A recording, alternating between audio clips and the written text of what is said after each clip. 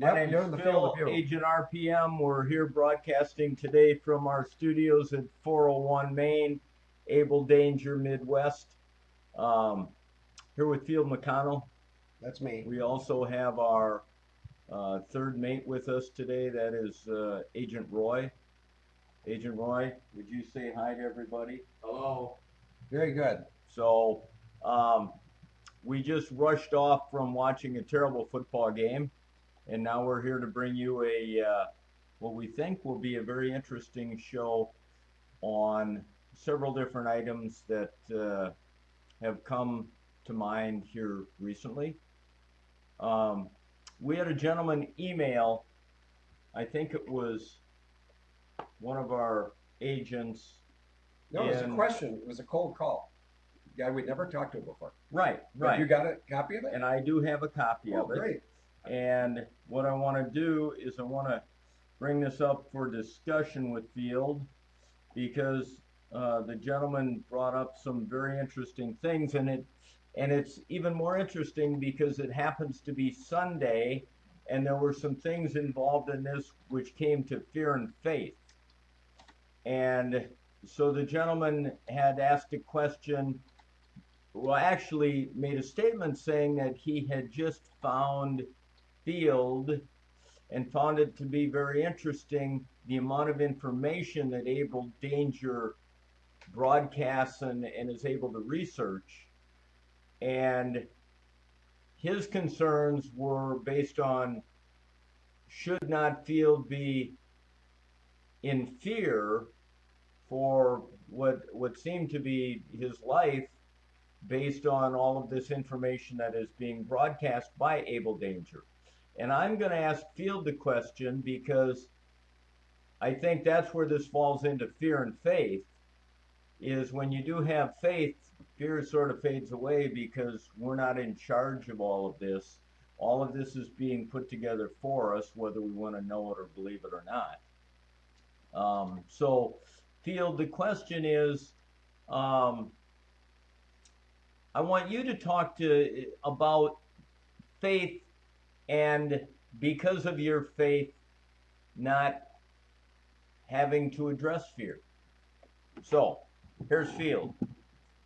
Yeah, first of all, my name comes up a lot, Field, but to be quite honest, you can see my Colonel Henry Blake hat, so I don't take this, I mean, the subject matter is very serious and very negative, but it doesn't frighten me, and it doesn't frighten anyone else that's working with Able Danger. And surprisingly enough, my wife Denise, who's in England, because our information is so accurate and lethal that the people that pass out visas are playing a waiting game where they do nothing and we wait. But that'll be over at some point. But as far as the gentleman who sent me the email gave me some background of himself. Did you notice? Did you notice the picture of the? I did, and, Yeah. and he made a statement in here, and let me just preface this by reading what this gentleman had to say. Good. He says, okay, so I saw you, Field, on the Hagman show last week. I am floored by the information you guys have. Aren't you afraid? Now, the Field answered that part of the question. We won't get into that yet. But then he says, hell, I'm afraid for you. You must be dodging bullets all the time. I'm a former Air Force, having held a top secret clearance and worked under Space Command at a remote radar site in Florida. I am most certain that you, Field, could probably pinpoint that location without my even giving you the area that I was in. He's already done that, by the way. Anyway, as I listened to you and David talk back and forth about these reports going to General Kelly, I have one question. Why in the hell are you sending these reports to Kelly? I'm going to end with that right now, because we're going to turn this over to Field, and the first thing we're going to talk about is Field's faith and his trust in his faith that allows him to move without fear. Go ahead, Field. Yeah, that's true. And what I was trying to say earlier is I'm just a part of this organization. And even though people think that David and I might have elevated positions, we don't have any positions.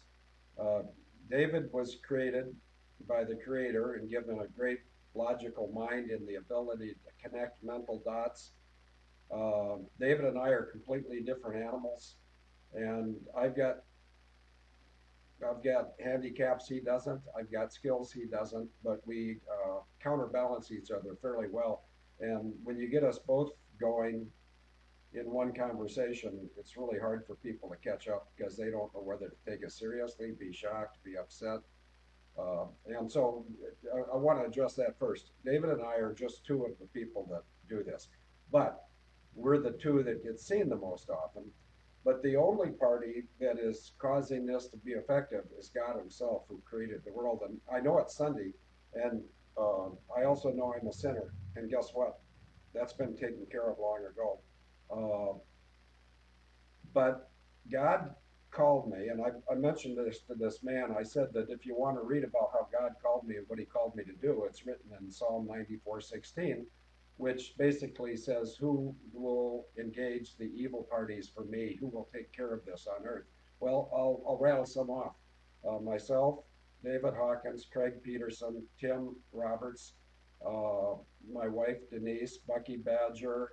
There's a person in Massachusetts who, like myself, was an airline whistleblower and a Marine pilot. And so, right there, when you say it, when you hear that several of our people were Marines, those people that really don't understand the Marine Corps are going to start thinking, "Oh, no wonder they're doing it. They're stupid." Well, Trump's got three Marine generals surrounding him, and so Trump, at least, must have some faith in Marines. And Marines are a little bit different than other branches, simply because of the law. And the laws are that Marines can be put on foreign soil without the permission of Congress, whereas the Army, the Air Force, and the Navy, they need to get congressional approval. Not that any of the recent presidents have honored that, but that's what the rules are. But the people running our shadow government and the deep state, they don't play by the rules. They make up their own rules because they have one critical piece of information that just hasn't dropped upon them yet. They don't understand that they can effort to do all the evil they want, and they can toil endlessly, and they can be vastly wealthy, and they can be vastly well connected, and they can go around intimidating most people, but they can't intimidate every person. And God Himself has assembled this crew. Is we okay? Oh, we're Okay. fine. Yeah, God Himself assembled this crew. And how do I know that? Well, first of all, the easy answer to how I know God's done it is as it pertains to my participation in 9/11. There's three things that are unique to me, and that's not a boast. If people think I'm egotistical, they might be right, but I don't think I boast about anything I do. In fact, contrary, I can tell you most of the things I've done wrong, and the only power in the world that knows more of what I've done wrong is God Himself, because He might be paying attention where I'm not. And you can read into that whatever you wish to read into it. But let's go back to the fear thing after I tell you the three unique connections. Number one, my sister and Hillary Clinton took my intellectual property about joining of aircraft, specifically airliners, and they introduced that into the plans for 9/11. Just this morning, I was watching a interview of a guy who I know nothing about, but our chat room knows a lot about him. His name is James Perloff, Perloff. I know very little about him, but he was being interviewed by Richie Allen over in the United Kingdom, and he was talking about the possibility that certain Boeing airplanes can be remotely controlled. And Richie, who interviews me, I guess he's interviewed me 3 or 4 times, he said, "Oh, do you know Field McConnell and what he thinks?" And the guy said, "Yes, I do." And then I had to really concentrate to see if he was agreeing with me or disagreeing with me. And my wife, Denise, held my feet to the fire. She said, "Go back and listen to it 3 or 4 more times. I think he's agreeing with you." And, I did listen to it 3 or 4 more times. And I think actually, and this is where those of you in the chat room that know something about James Perloff, my email address is fieldmcc@yahoo.com. I would like you to send private emails to me, and don't copy anybody else. I'm not going to change your words, but I'm going to form a consensus during this radio show of what the chat room thinks of James Perloff, because he seemed to be taking the argument and demonstrating some level of fluency on the remote control of Boeing aircraft, but he's got several things critically wrong, all of which make his argument not specific to the time frame of the 9/11 attack. And I don't want to bore you with the details. We might get into that later. But as far as the three things, number one, my sister and Hillary took my intellectual property. Number two, uh, the the American Flight 77 that most people still think hit the Pentagon, which it did not, that was being flown by a guy in my Naval Academy class whose name was Chick Burlingame. And the reason he was in that airplane on that day is he wrote the exercise plan for the Amalgam Virgo 01 exercise, which they only practiced once on June 1st and 2nd of 2001. And then when they determined that they had the ability to allow Canada to protect American airspace, then they were running that same exercise again on September 11th, but this time the exercise went rogue, and the Canadian people that were roped into doing this by powers over in the City of London and the Vatican and some places like that, maybe Georgetown University, the Senior Executive Service, a corporation named Serco. Anyway, they really ambushed the United States of America on 9/11. And this guy, James Perloff, I think, and I've got to give a lot of credit to Richie, because Richie, when he was done with Perloff, he summarized and he said something that's an extreme compliment to Abel Danger. He said, between James Perloff and Abel Danger, I think they've got it absolutely explained. But he didn't get into maybe one of us is wrong on this and one of us is wrong on that. But in my little brain, I think what Richie probably will think about doing is he'll probably think about getting, this is what I'd do if I was Richie Ellen. I'd get me and James Perloff on a live show and let us discuss this. Because James Perloff would think I'd be totally unpredictable and wild, and he'd be wrong. It's always good to be unpredictable. And so I would just be as calm and measured as I could possibly be. Okay, so we got my sister and Hillary took the intellectual property. Chick Burlingame wrote the plan for 9/11, but the plan was taken rogue, and they had to kill him, as in premeditated murder, because otherwise he would recognize his own plan, and he would recognize that his intellectual property had been hijacked, just like mine was, and I recognized it very clearly. I had a nice conversation this morning for a man in Massachusetts who you met and talked to on the phone, and he absolutely agrees with me, and he's got a part to play in this. In fact, if there's a man up in Alberta named Ryan listening, you asked about the ranch, so I hope Phil will ask me about the ranch, because I think we're about ready to get good news. But you can't eat thoughts. You have to wait till transactions take place. Okay, so we got my sister, we got Chick Burlingame from the Naval Academy class. How about the three F-16s that scrambled off Langley Air Force Base at 0932 on the morning of 9/11? Well, they were from my old Air National Guard unit, Fargo, and I couldn't cause all three of those things to happen, but God could, and God did. And that's why I'm sitting here right now answering this question. It's a very good question the man sent me. But his central question was, I think I'm paraphrasing him right, correct me if I'm wrong, Phil, but he thought, or he placed great confidence in the information we were sharing, and he thought it was extremely dangerous information to be sharing. And he said, aren't you afraid you're going to get killed? And the answer is twofold. No, I'm not afraid in the least.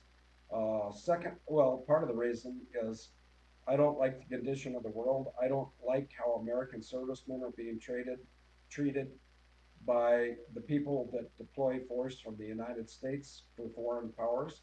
I don't like that at all. I don't like another thing. I don't like how pedophilia is the controlling mechanism that runs our government. And I could start rattling off some specific names of politicians who are up to their eyeballs in pedophilia, but I don't think it's time to do that yet. I think that time's coming, and it'll be my pleasure and mandate to be as honest and open about the pedophiles, maybe even some from Wisconsin, that are not serving the American people and the the Republic of the United States of America, not the corporation of the United States of America. See, that's where the danger really lies, is people are coming awake so fast, and they're coming awake in Europe a lot faster than the US and Canada. But people in the US, for instance, this man just emailed me this morning, and that became the basis of this radio show. Okay, another reason I'm not afraid of this is I've been doing it so long, I'm numb. It's too late to silence me. David and I have put out 150,000 pages of cross-reference text. We printed 14 to 17 books. We've done over 1,000 radio shows right here on this live stream channel. This radio show right now is number 760, and they probably average 2 hours in length. So if anybody wanted to call me into a courtroom without a gold fringe flag and ask me questions, then they're gonna be at a disadvantage unless they listen to 2 hours times 760, which is 1,520 hours of what I said, because they can't say I'm wrong unless they tell me specifically where I'm wrong and when I said it, and specifically the words I chose. And I don't think the 18 intelligence agencies in the United States of America have the collective focus to be able to do that, nor do they have the time, nor do they have the budget. But David and I, working with no budget, have done this for 10 years and 9 or 10 months. And the central reason to why I'm not fearful is because of two scriptures, which I hope the chat room probably can anticipate. One of them is Isaiah 54:17, saying that no weapon raised against you can prevail, and any tongue that accuses you, you will rebuke. So right there, God's telling anyone who wants to take, if you want to take control of that scripture and apply it to your own life, you can do it. All you have to do is read it, believe it, and tell God, sign me up. I believe it. I believe you'll protect me. I'm not afraid.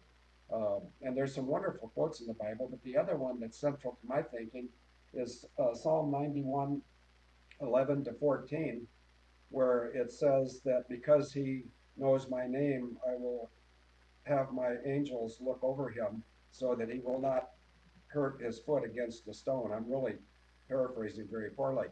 But he goes on to say in 11 to 14 of Psalm 91 that because he believes my name, he can trample on the snake and the cobra and the young lion. And basically what he's saying is, if God himself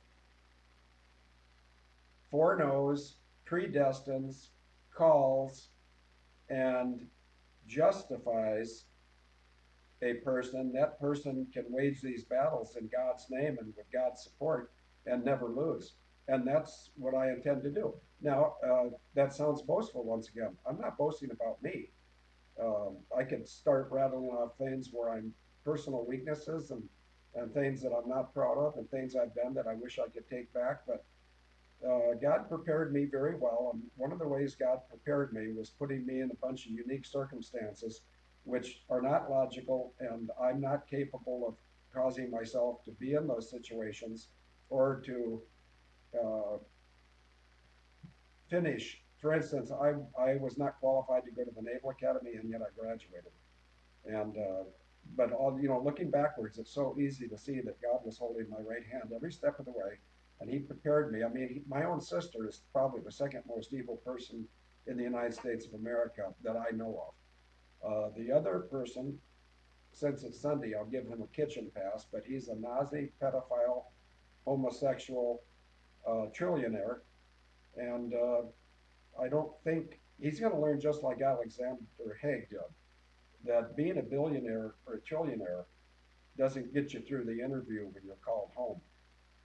And at the end of our lives, we're all going to be judged. Some people believe that now and understand it and know it to be true.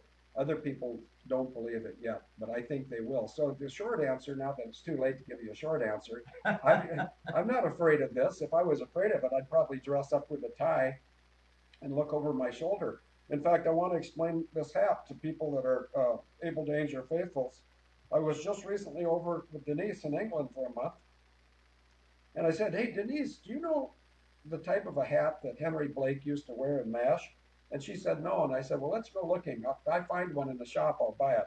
This isn't exact, but it's close enough. And can you imagine a ribbon going around here? Yeah.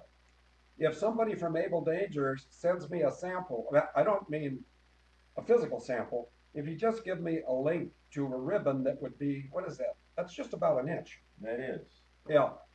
Uh, a ribbon that might be, I don't know, 18, whatever the circumference of my head would be, uh, and then about an inch. I'll put a ribbon around this, and then when we get the ranch in Texas, everybody that comes down for our first get together, um, and that hopefully that'll be a big number, but everybody that comes down is going to have to bring a gift for me, and they're going to have a receipt that proves it costs less than $1. And they're only allowed to give me one gift. And then we'll just, if we get 30 fishing lures, we'll sit around the table and we'll all vote on which the 10 or 15 best fishing lures are, and those will go on the hat. Let me understand this. You weren't actually telling people that they should give you fishing lures that cost less than $1, were you?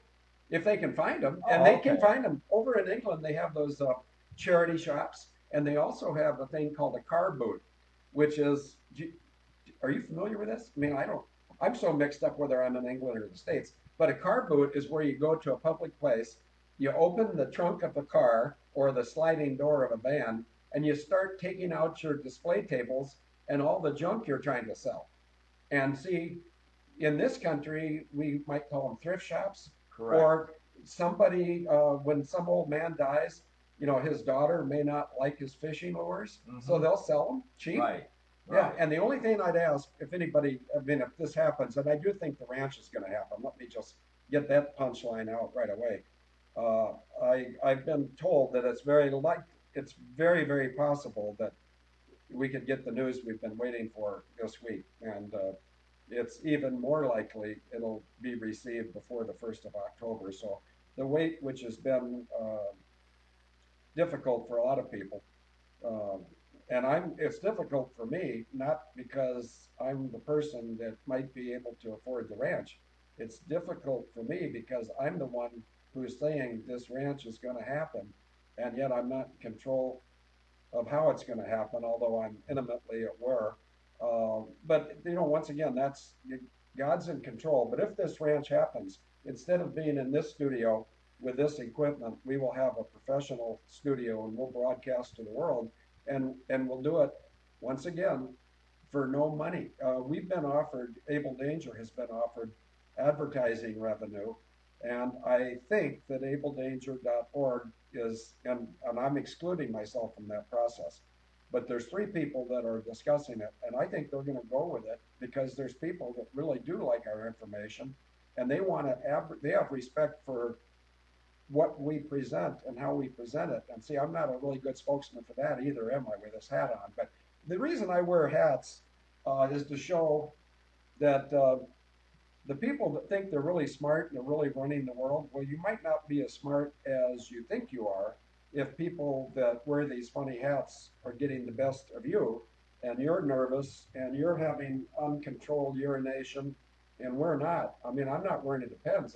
You'd be able to smell it if I was. Well, I, as a matter of fact, do know a lot about Depends now. I know, and that's because there's a geriatric. Housing another geriatric who's just a little more geriatric than we are.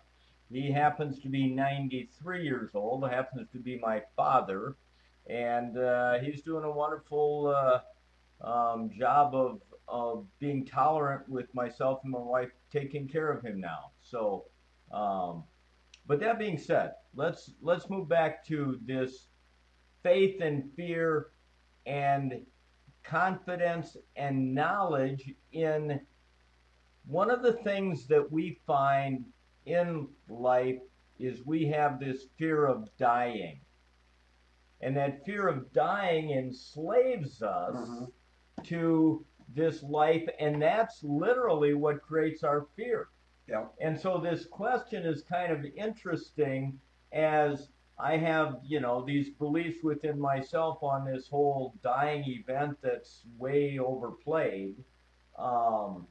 Because we, in ourselves, in my belief pattern, never die. We go on to do different things. Whatever that is, we're not aware of in this realm of this existence.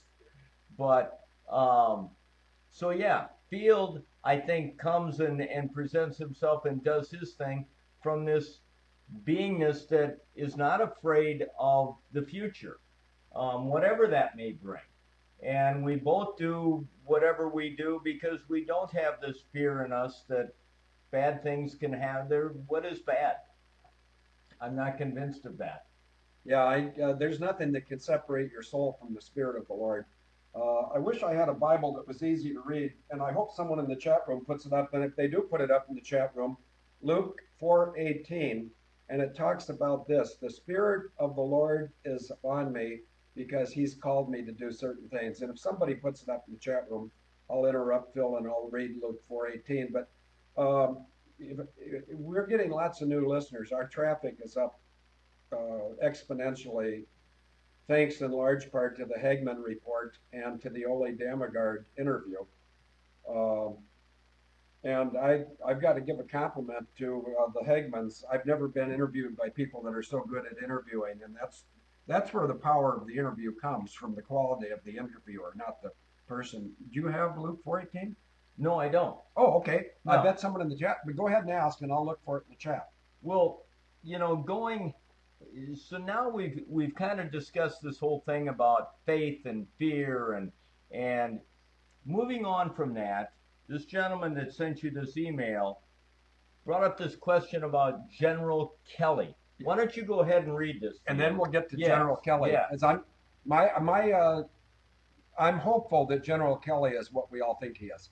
But Carrie from Southern Illinois, I think, and I know Carrie's, her agent name is Cookie Monster. I'd never met her, but she's in charge of keeping track of all the stories we're going to tell around a campfire in Texas.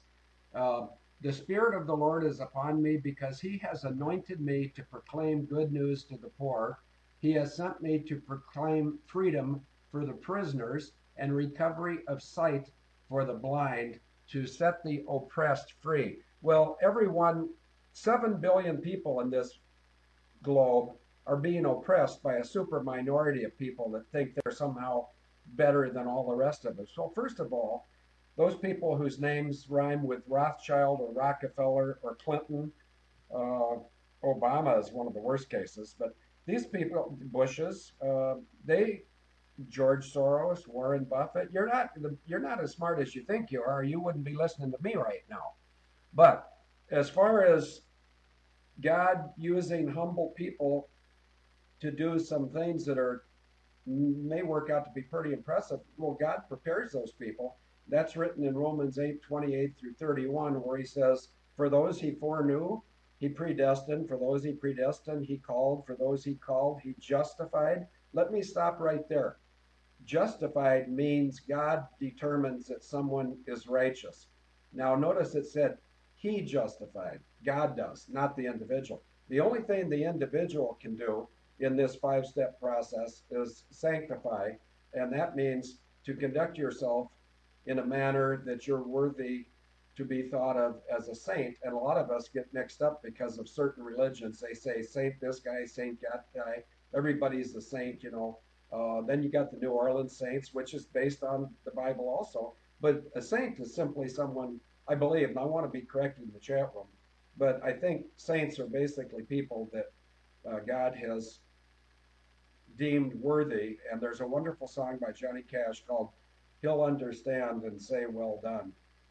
There's so many different ways to explain this, but unfortunately, a lot of the organized churches and a lot of the professional clergymen, they make this stuff sound like they're so special and we're so unworthy. You got it backwards. There's a guy down in Texas named Joel Osteen. I'm not judging him. I just know he lives in a huge house, and he needed a little nudge to allow people that were running from that man-made hurricane named Harvey. He has a really big facility, a super church, and I think they had to put a little pressure on him, say, well, you preach really well on Sunday. Are you going to open your doors on Monday and let these people come in? And ultimately, I believe he did. But those types of personalities, the really slick preachers, whether they're legit or not, I'm not their judge. All I know is that doesn't play well with a lot of people whose lives are really in the toilet, and they're their own worst enemy because they think that God couldn't love them. Well, maybe I've been called to tell you that God does love you, and even if you think you're not worthy, just have that conversation with God privately and listen to what He says. And if you think you're going to listen with your ears or a tape, no, just open a Bible. And you don't even have to know anything about a Bible. The moment that my life was converted, which was on the 1st of February of 1994, I opened the Bible and I didn't know anything about it except it had an old book and a new book and a lot of men's names that were hard to pronounce, and those men were all failures. Um, but when I opened it, the first time I opened the Bible for a good purpose, it what my attention was drawn to was Proverbs 3, 5, and 6. Lean not on your own understanding, in all your ways acknowledge God, He will direct your paths. Over to you. So, as part of this question, as it goes on and it goes from faith and fear into General Kelly. Oh, and here we have a picture Right. of the band around the hat with the fishing lures. And now, And so, yeah, anybody that's in the chat room right now that is seeing these pictures, that if somebody doing graphic arts could just change that face to field, that'd be great. I know who can do it. I can. When you talk, I'm going to call the graphic artist Yeah, right now. yeah. The guy's name is, well, his last name is Smith, and he's in Florida. And That'd be wonderful. go ahead. So here we are, putting the camera on me for a moment as field goes into the backdrop. We've got this question by this gentleman about General Kelly, and all of this information going to General Kelly from Able Danger. And his concern is, why in hell would we be sharing this information, or would Field and Able Danger be sharing this information with General Kelly? It's his belief that General Kelly already knows all of this. Well, and that brings up kind of an interesting question to me, and we'll let Field answer this as well, is if General Kelly actually knows all of the information that Able Danger is creating and presenting to him, or not creating, but discovering and presenting to him, if General Kelly already knows all of this, well, maybe General Kelly isn't on the right side in the beginning, because all the people that come to be on the correct side don't necessarily know everything that's going on, or they would have tried to correct it by now. So that brings up sort of an interesting question in regards to that. Is I'd like to believe that General Kelly is on the right side, but if he knows everything, and maybe this gentleman that asked the question knows something more than what we know, and if his premise being correct that General Kelly already knows everything, then maybe he's the wrong guy. Not sure. What do you think about that, Field? Believe it or not, let me just send this, and I've got a pretty good answer to that. I think what I'm trying to do, and I'm just one of the people at Able Danger, although a lot of people think you know, everybody's got their own opinion of me, good, bad, or otherwise, and you're all welcome to those opinions. There's only one truth, and what the truth is doesn't matter. It's your vision of the truth that you're going to be saddled with. General Kelly, I've got to start off with a very strong endorsement. He once was talking to a big crowd in either Boston or New York on 9/11, and he was giving a 9/11 patriotic themed speech. And I think this was while he was an active Marine general. I don't know. Somebody in the chat room will correct me. But he didn't, the people that were assembled there to get an encouraging speech from John F. Kelly, who is a Boston area native, a Marine from 1970 to 2015. So he was well, I could be off a year or two, but I'm not off more than that. He was enlisted man for 2 years. He went to college on the GI Bill. He got commissioned in 1976, and he retired, I think, 2016 or 2015. So, he spent 45 years serving his country. But when he was asked, because of his elevated position, how we all like to have heroes. Most of us do, and probably a lot of people wish they could be one, and they can. It's just you got to have God work it out. Don't try to work it out yourself. But General Kelly did not mention anywhere in his speech where he's telling everybody about the value of patriotism. He didn't mention that his own son, a Marine Corps first lieutenant, had just been killed in Iraq 3 weeks prior. Uh, and I really respect General Kelly, not that he could have controlled the loss of his son, but he survived it with dignity and he's serving honorably. And the reason I do the weird stuff I do, and I know it's weird, but keep in mind, I don't do this on my own. I was prepared to do it. And if General Kelly or Donald Trump, and I know the Trumps know my name, but General Mattis, he may not know my name. General Dunford, who's the chairman of the Joint Chiefs of Staff, he does know my name. And the reason Trump and Dunford know my name is I sent him an indictment against my own sister, Christine Marcy, on July 29th. Actually, I sent it on the 28th, but I dated it the 29th for a very specific and weird reason. It's my sister's birthday. It's like another of yours to my sister. Now, why would a person take satisfaction in exposing their own sister for being the second most evil person in the United States of America? Number one, it's true. Number two, I was called by God to expose evil. He didn't say expose evil unless it's one of your family members. Nope, he said expose evil. That's what we do, Able Danger. It's on our belt buckles. You have one. In fact, I remember the number of your belt buckle, but this one's number 84. And can you tell me what it says on the back of this belt buckle? I can.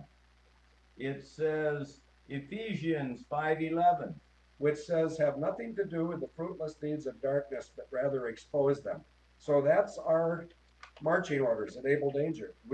It's as simple as that. Now, people that know the different military branches know Marines are laconic, and they don't need a whole lot of guidance. They just need a charge. Somebody say charge, and the other people are going to get overwhelmed because the Marines are going to go take care of business.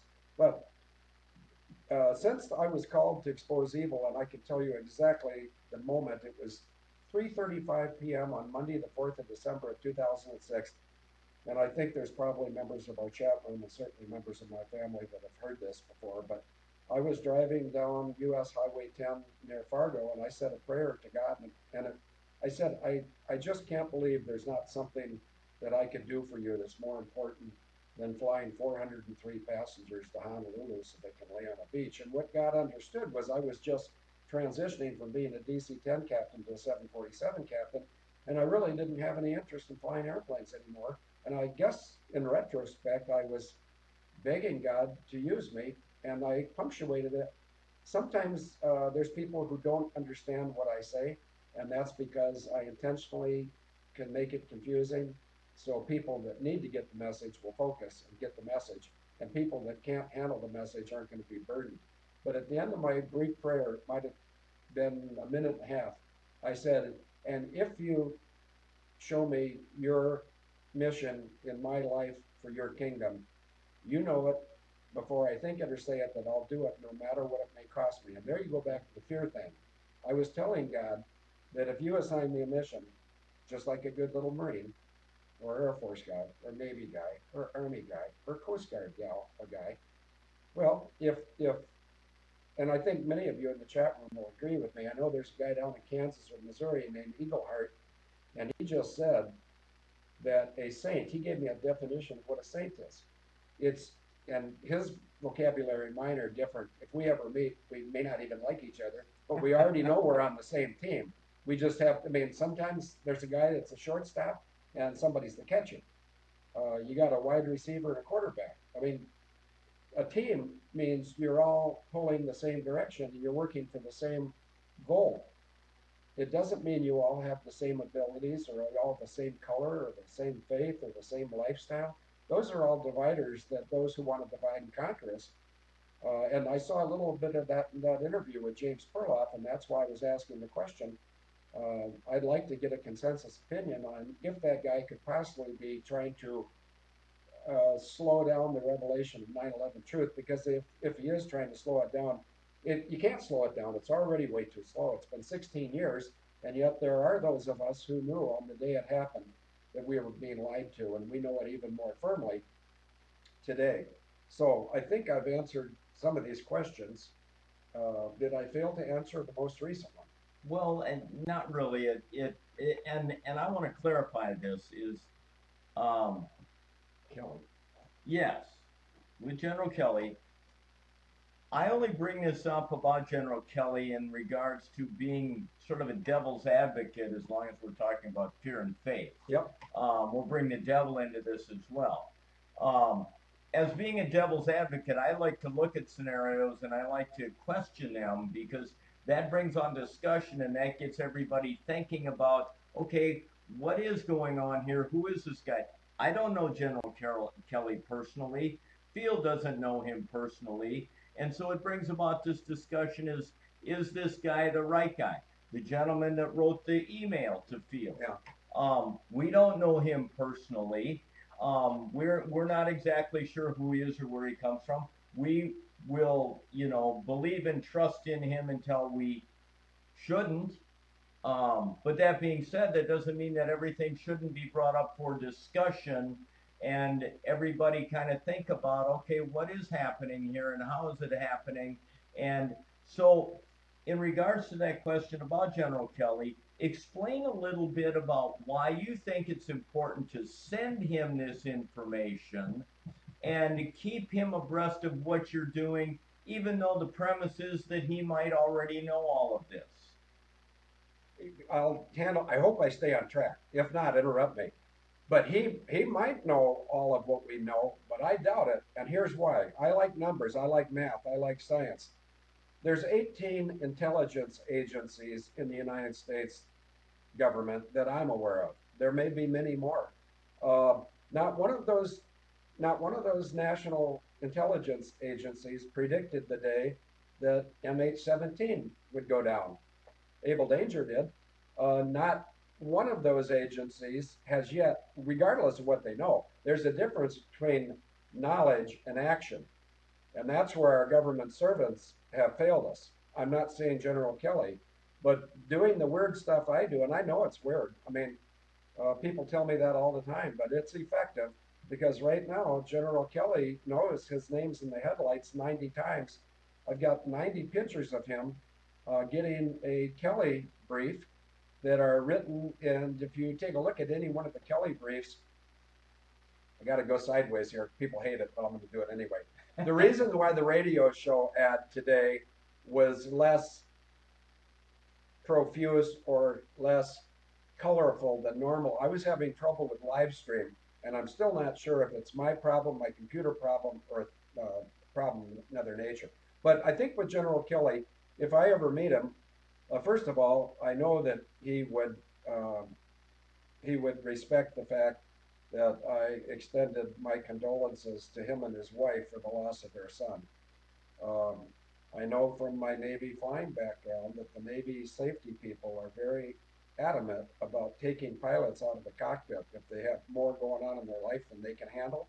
And they've got a pecking order of what the most difficult thing to handle is, and it's what General Kelly lived through. It's the loss of one of your children. All of us parents, we want our children. I've got 5 kids. I want them all to come to my funeral. There's 2 of them that may not show up, but time heals all wounds. So I'm not going to judge who's going to show up at my funeral. I don't really care because I won't be there. Because the moment that according to my faith, the moment that I cease to exist as a live human being, I'm already up in the interview, and they're going over to the books to open it up and see if my name's in the book or not. I'm talking about the book of life. And sometimes if I get sort of weepy like I am right now, it's a combination of factors.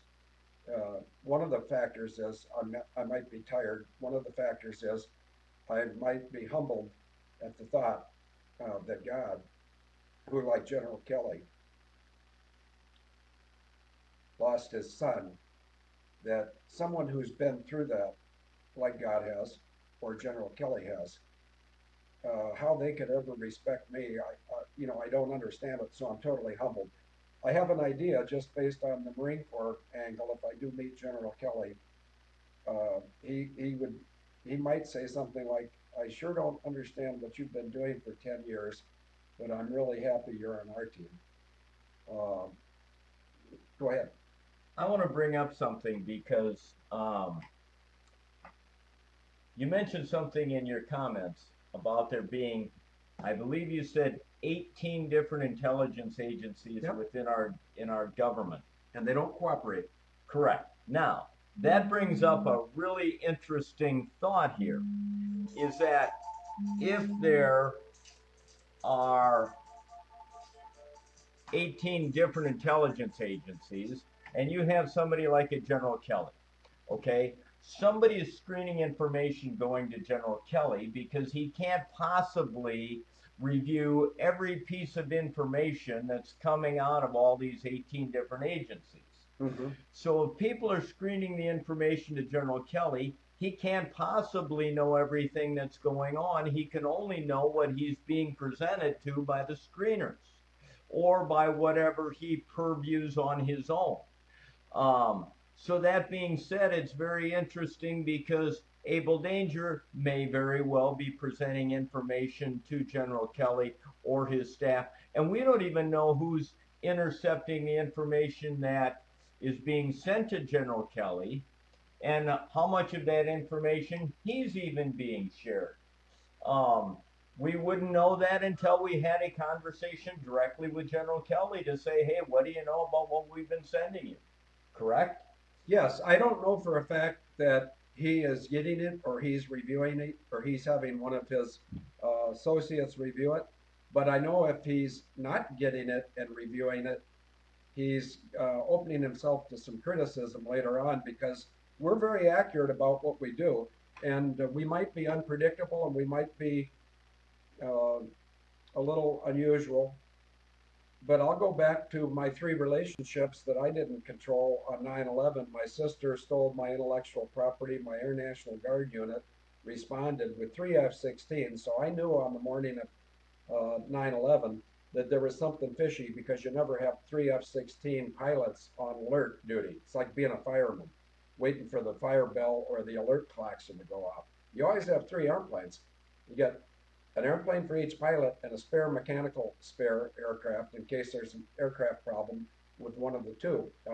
But even if what happened on 9/11 on that morning at 9:32, the alert klaxon blew at Langley Air Force Base, and these three F-16 pilots from Fargo, and their names were Brand Daring, Craig Borgstrom, and Dean Eckman. They run up to their jets and they take off, and they would have known it's an active air scramble because that comes across a PA system while they're running to the aircraft. And so they know it's not a drill. And they know that they need to get focused and take care of business because there's some as yet unidentified aircraft threatening U.S. airspace or U.S. ground property or U.S. people. And so these guys would have taken things very seriously, but there still shouldn't have been three of them. There should only have been two of them. So I knew there's two things I knew on 9/11. I knew that either um, the commander of that detachment at Langley, whose name was Mike Connor, and here's another bad thing. I got Mike Connor his job at the North Dakota Air National Guard because on New Year's Day of maybe 1995 or 96, I was flying an airline trip with him. Oh, are we having a sound problem? No. Oh, okay, No, good. Because we you're can doing turn the fine. fan off. But I've seen some comments about the volume and moving around for the camera. But as far as Mike Connor goes, the guy that was running the detachment at Langley, he was from California, but he had a very good background in military flying, and we just met each other one New Year's morning. And people who think they know me might be surprised to think that I would be flying on New Year's morning. But actually, I'm very predictable. I consider, and we're going to have another conversation later between me and you, but I consider that New Year's Eve is amateur night. And what I mean is there's a lot of young people or even people my age that are going to go out and do things they're not used to doing. And so I always preferred to be working on New Year's Eve and New Year's Day, and such I was on this day in 95 or 96 or 97 when I flew with Mike Connor, and he found out I was from Fargo, and he said, well, I just interviewed with the Fargo Guard unit. They didn't hire me. I said, really? Because he'd already told me what he did in the Air Force, and he had actually Air Force and Marine Corps. He was an exchange pilot with the Marine Corps, but he was an Air Force pilot. But anyway, he had a really good background to fly in Fargo. So I said, were you disappointed when they didn't hire you? And he said, the guy's name is Mike Connor. I mean, he'll probably never hear this, but if he does, he's going to be stunned at my memory. Uh, he said, yeah, I was disappointed. I said, I don't blame you. It's the finest Air National Guard unit in the country. And it was in those days. And there's numbers that support that, not just my judgment. But I said, would you like to have another chance at getting a job with Fargo? And he doesn't, you know how I am. He doesn't know what to think. And he says, well, of course, I'd love to get a job at Fargo. Is there something you can suggest to me that would help me get another look from the people that hired at the Fargo Air Guard? I said, yeah, as soon as we get this pig on the ground in Grand Forks, you come in and watch me call. We'll go into the Warren Airport and I will call the squadron commander at Fargo and I will put him I will put a bug in his ear that he really needs to take a second look. And I even remember, this is sort of sneaky, but you know me. Uh, I told Michael, that's his name, Michael Connor, I said, when I make that phone call, I want you to be standing right by me so you hear every word I say, and yet I'm not going to let the other guy know that you're listening. But I just want to be accountable to you. Right. Anyway, so I called the guy's number, and the guy's name is Mark Noonan, and his wife's name I can picture her, and her name started with K, but I can't. I think it started with K. It doesn't matter. Uh, she answered the phone, and I said, "Let me guess. It's 9 o'clock in the morning on New Year's Eve, so Mark's still asleep, right?" She says, "No, he's out snowblowing." So I said, "Well, do you think he'd mind taking a call? I'm on the ground in Grand Forks, and I got to go fly back to Minneapolis, and I have something I want to talk to him about." She said, "No, I'll go get him." So a couple minutes later, he comes into the house and he says, "What's cooking?"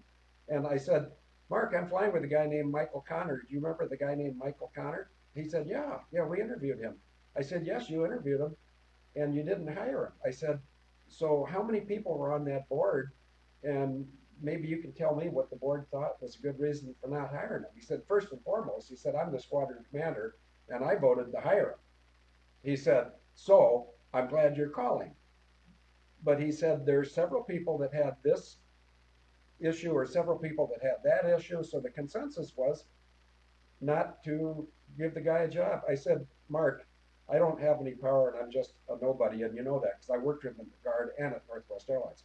I said, "But Mark, I think this guy has really got a good background and I'm flying with him right now and he does a good job operating the aircraft. So I think it'd be nice for the unit if you gave him another look." And he said, "We will." He says, "Can you get a message to him right now?" And I'm going, I said, "Yeah, he's out at the airplane doing the co-pilot stuff, but yeah, I can get him a message right now." He said, "Well, tell him to call me and email me and we'll set something up." So I did, and that's how the guy got the job. But you see how this is, humans can't do this. Right. The fact that I'm working on New Year's Eve and New Year's Day when people who think they know me said there's no way in the world Field would be working on New Year's, when actually there's every reason in the world. We'll have a discussion later on, by the way. Um, but it's really a good thing for everybody involved that I have to be flying with Mike, and he got his job at the Guard, and he was in fact the det commander, meaning the detachment commander, on the morning of 9/11. So he may be the guy that was shrewd enough to know that with what was going on in New York City, and by this time the two flying vehicles had already hit the two buildings, and he knew that they were probably going to have an enhanced readiness, so he probably took one of the two off-duty pilots and said, "Get in here, because you're either going to take over my duty so I can fly, or I'll keep my duty and you can fly, but we're going to put 3 airplanes in the air, not just 2." And so that was the morning of 9/11. I knew that, instinctively, because of my 16 years in the air defense community. I knew there's no chance I could put 3 aircraft in the air. Right. Without either foreknowledge or out of the box thinking. Well, what's interesting also here is Field brought up in earlier conversation about being near Highway 10 in Fargo when you Was that when you opened the Bible, or? No, I said a prayer. Okay. I was driving down and I prayed with my eyes open, which we're not supposed to do. Were you on Highway 10 at that time? Yeah, Highway 10's right here. Well, that's what I was going to bring up. This is how all of this is so interesting, and how it all just sort of all falls together. Is we're sitting 1 mile south of Highway 10 right now in 401 Main at Able Danger headquarters, Plum City, and it happens to be 1 mile south of Highway 10. So we didn't lose Highway 10 very in several hundreds of miles. And I have a purple Cadillac. Do you remember the name, the specific name of that shade of paint? Royal Plum Metallic. I bought the car and had it painted when I lived in Fargo, and yet I ended up moving to Plum City. So, you know, God's in control of all this, and God's not worried about it because he knows how it ends. And that happens to be my initials for my agent. Yeah, RPM. RPM. Yeah, or PRM if you're on super clandestine work. But I changed it to RPM, as you know, because I do work with cars. So there we go. Well, and then when I was over with Denise here, I spent a month with her. And I want to say to Denise and anybody else who has a soft heart, that's probably one of the best months I've had in my life. It was relaxing, and we had a lot of fun. And I would do things I normally wouldn't do, like go to a car boot. And boot, by the way, means trunk. But anyway, I went. In fact, I got some very nice things at the car boot from England. And so I got this, and then I got this horn. And just for when Denise sees this, if she's not with us at this moment, I think she is. I'm going to be wearing this right now. I don't know if you want to make sure you can see that. And then if you want to interrupt me, you can just... Oh, yes. And so anytime that field goes off track, I have now my England honker, my bullhorn. Oh, oops. Yeah. I already broke it. Oh, you can't break it. It's okay. It'll go right back on. It's just not glued. Yes. But you need to take good care of this hat later on. Yes. I'm going to go to the chat room and see. I don't see any. I can't put that on over my. Yep, you can't. England. There. But see, this has to. Now, General Kelly, I don't know who he relies on for his intelligence briefings, but I'm sure he has great confidence in the person. But I have confidence in Kelly. But see, what I'm trying to do, and I feel like it's okay for me to do this. I was commissioned in the Marine Corps ahead of General Kelly. I was commissioned in the Marine Corps ahead of General Mattis, Secretary of Defense. And I was commissioned in the Marine Corps ahead of General Joseph Dunford, the Commandant, he was the Commandant of the Marine Corps. Now he's the Chairman of the Joint Chiefs of Staff. But whether they like my approach, and they typically would not, because they're all infantry officers. And not only, so, they probably have respect for the technical skills of the pilots, but, they of course, because they're infantry officers, they think of themselves as the real Marines, and I'll agree halfway with them. I think the young 19-year-old kids that they provide leadership to, those 19, 20, 21-year-old guys with a rifle, the projector of force, to me, those are the real Marines. And not only was I an aviator, which, some Marine grunts, that means infantry, they may not have the highest regard for aviators, and when you see a hat like this, you understand why. But basically, like a lot of other teams, the Marines are really a well-organized team, and everybody's good at their job. And I hope that someday I do meet General Mathis and General Kelly and General Dunford, and I'll just, thank them for their service to the country, especially what they're doing now. And what they're doing now, it's so confusing. I'm not sure I know anybody who I can ask that can tell me what they think's going on that's any better than what I think's going on. But by putting pressure on Kelly, and it's not forceful or unpleasant pressure, it's just like we publish his name every day of the week with a briefing, and he probably owes it to the United States of America to either consider what we send him or have somebody he trusts consider it, because Donald Trump is getting bad information from a lot of very powerful and well-connected and wealthy people. And these people, the people that are getting him bad information, they don't play fair. They'll murder you. they don't mind at all. They murdered my friend Chick Burlingame. They murdered Pat Tillman in Afghanistan, and I always get that date wrong, but suddenly it's locked in. 22 April of 2004, on the 11th, no, the 6th of August of 2011.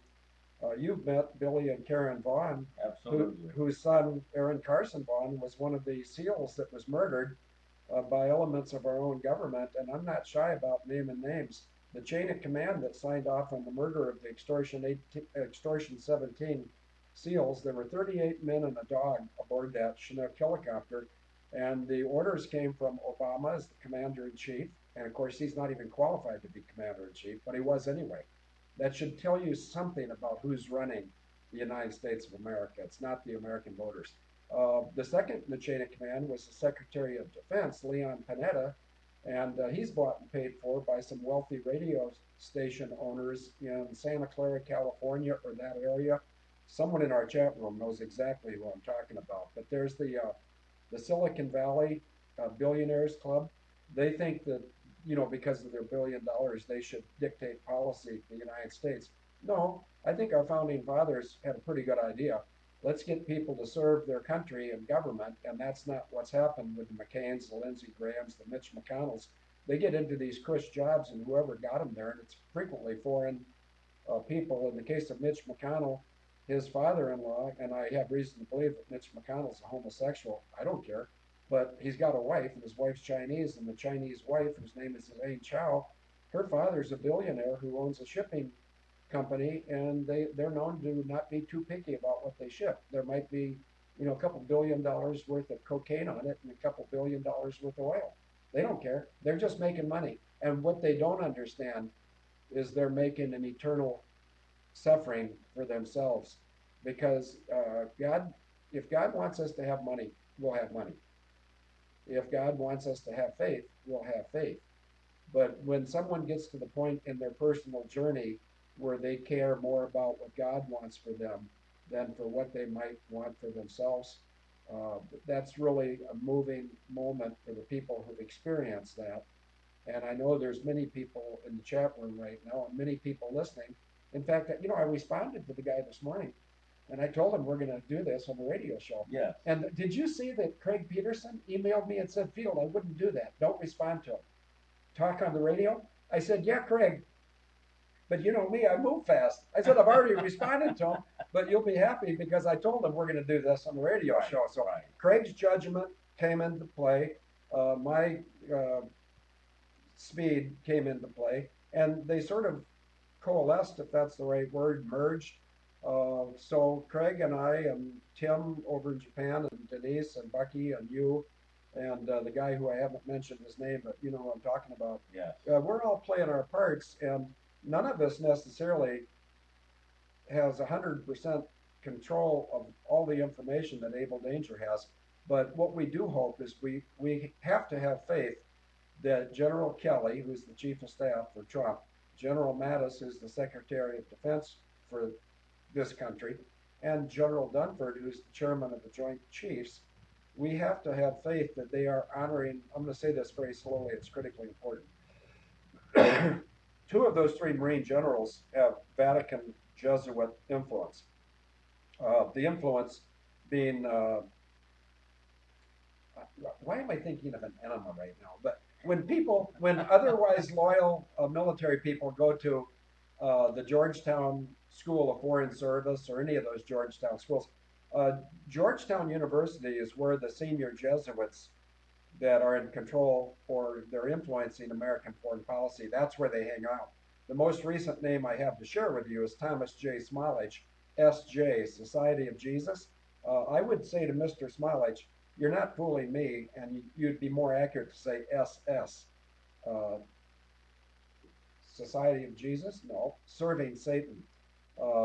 There's good and there's evil. And unfortunately, so many people from all churches in this country and all Western churches, they get such unclear messages from their clergy people, and they don't even really need those clergy people, because if they can read, or even if you can't read, if you can listen, you can learn what's in the Bible and apply it to your life. And I'm going to go out faithful in here. I'm hearing consistently over the last week that this ranch that we've anticipated for 3 years may well be provided for before the 1st of October. And as I sit here right now today, I believe that's going to happen. If it doesn't happen, then people will say, poor Field, he believed it was going to happen and it didn't happen. But see, I'm just one of 7 billion people, and we can't all have things happen our way. But if we know who's in charge of the world, for instance, who created the world, we can certainly be on the winning side because God knows what's coming down the pike. And if you're aligned with God, as my friend down in Kansas or Missouri said, he's in the chat room as Eagle Heart, but he said a saint is somebody that's pure of evil. And that's pretty difficult to be totally pure of evil. I mean, that's an extreme effort. And yet, ultimately it's God's judgment of if we're pure enough. And we'll find out at the end of this brief, vaporous life of ours. But in the meantime, there's no reason to be afraid of anybody named Rothschild, John McCain, Obama, Panetta. Oh, yeah, and I didn't mention Martin Dempsey was the chairman of the Joint Chiefs when they killed the Extortion 17 guys. I didn't mention the fourth name, which is G87 OPIE, OPIE. That's a military call sign.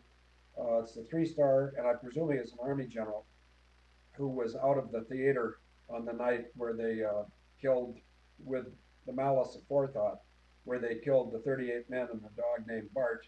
Bart was a SEAL dog, and I hope that I meet Bart's SEAL dog handler. Was a Navy SEAL who was a first-generation American, and he was either from Laos or Cambodia, I think Cambodia. But when his parents migrated here, they were so happy to be Americans, and I didn't say Native Americans or Caucasian. They were happy to be Americans, and they thought they owed it to this country to be of service.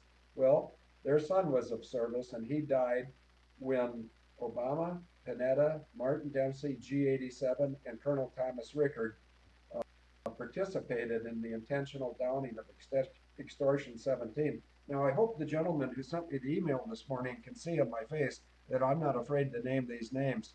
But if I was any of those 5 names, I'd be very, very afraid of what God's going to do to them when he deems it's time to settle up, because there's a cost for everything we do. And sometimes people like myself learn that.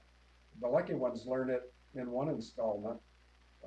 I'm not one of those lucky ones. Sometimes you have to learn a lesson 2 or 3 or 4 times. But as long as God keeps you alive, you're capable of learning. So I would encourage people to learn all they can about not only God, but for what God wants to do for them personally, because he wants to bless you and prosper you and not harm you.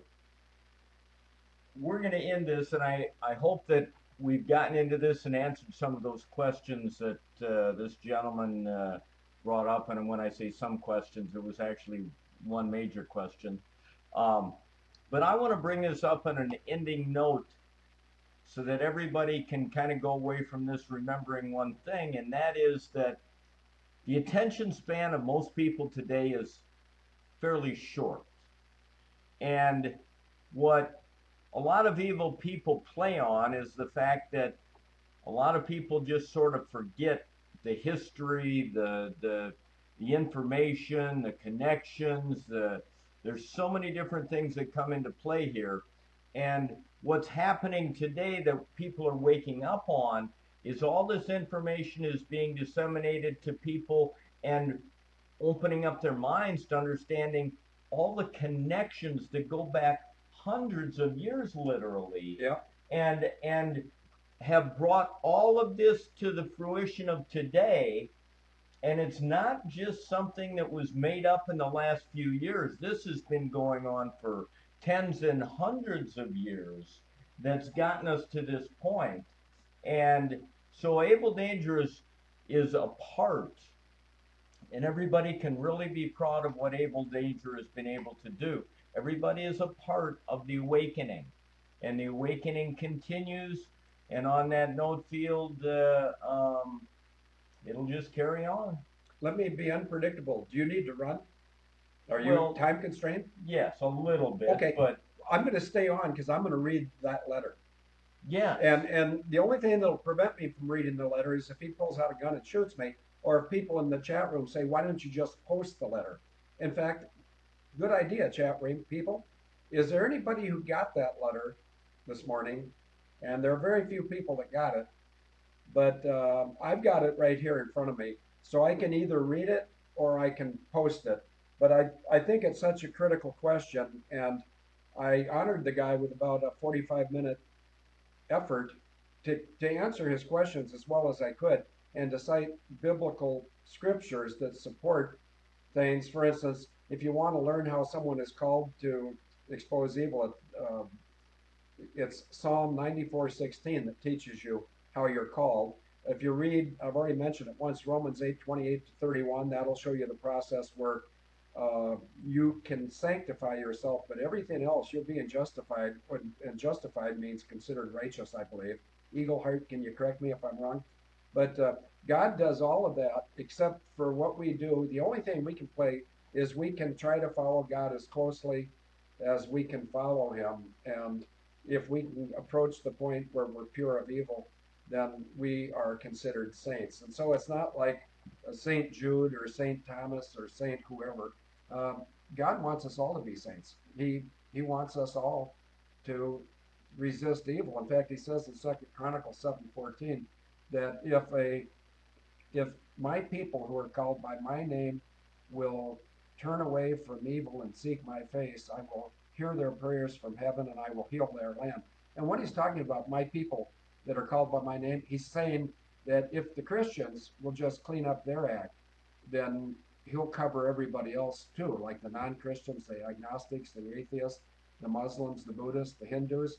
But being called by his name, Christian, he wants to heal our land, and we sort of want to help him. So I'll thank you and Roy for your time.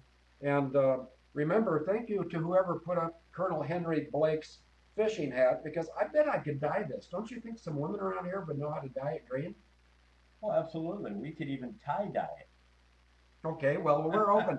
I don't know if Karen S. Denise was here earlier, but it's late over there. She may not be here. I know Carrie and NTTM, which means no to the mark.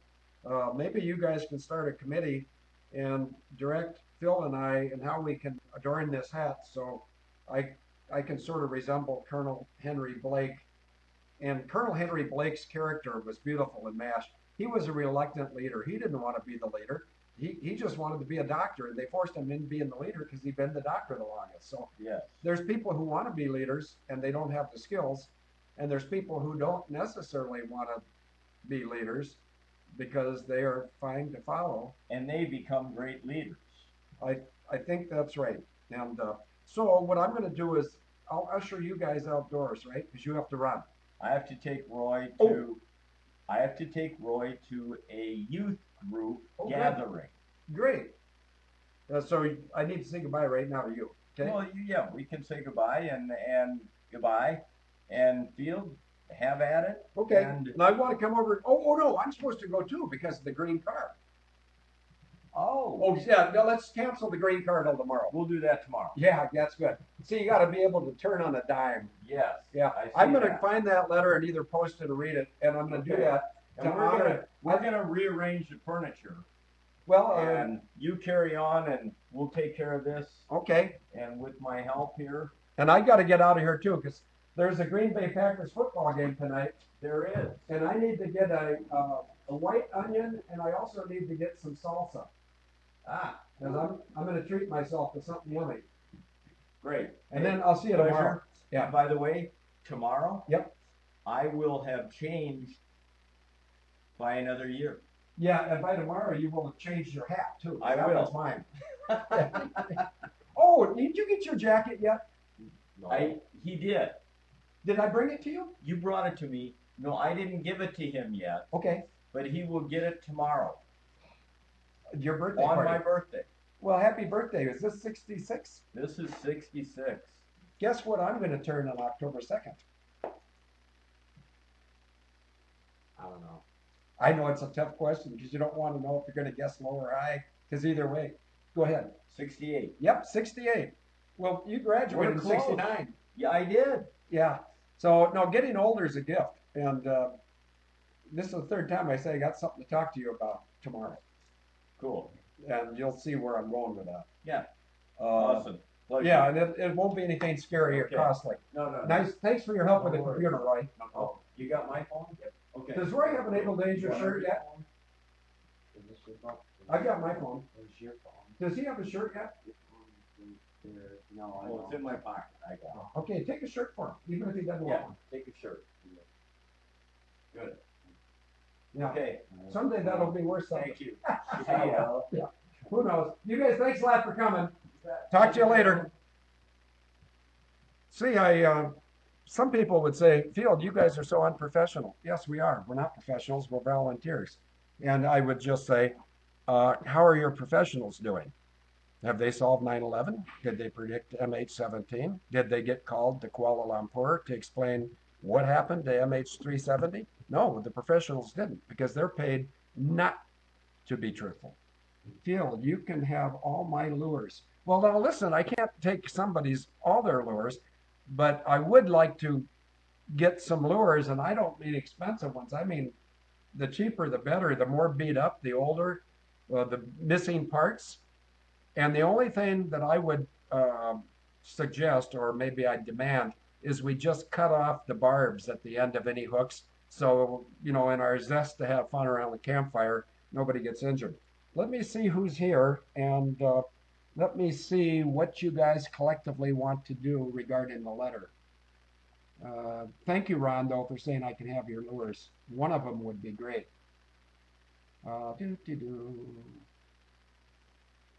Bart the dog. Yeah, Bart the dog was a SEAL dog, service dog.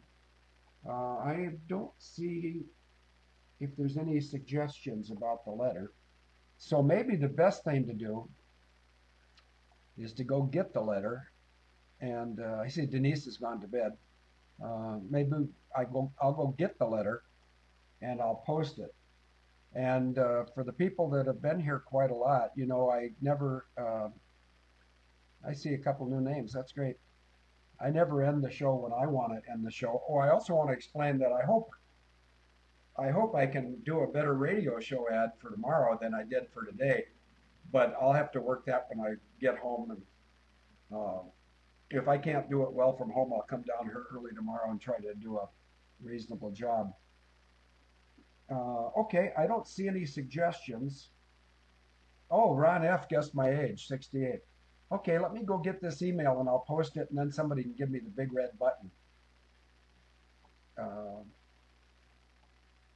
At least I think I can copy and post this. Hey, wait a minute. Everyone likes to help. I found the letter and I'm going to forward it because I can sanitize it, meaning I can take some people's names off it. But is there anybody in the chat room that is pretty sure that they can post the letter? And you can, I've got it highlighted. Of course, the highlights won't show up, I don't think. But you can probably figure out his questions and my answers because they alternate paragraphs. Is there anybody that knows how to do it? Could you post it, Teal? Okay, that's Terry asking me. I can try to post it. And what I'm asking the chat room, is there anybody that knows they could post it if I email it to you right now? And I'm just seeing if any of our singing ladies, Carrie's here, Ginger's not, Karen's not. Oh. Well, Ron's a music guy, Ron Fry in Texas. Maybe they'll have a song I should sing.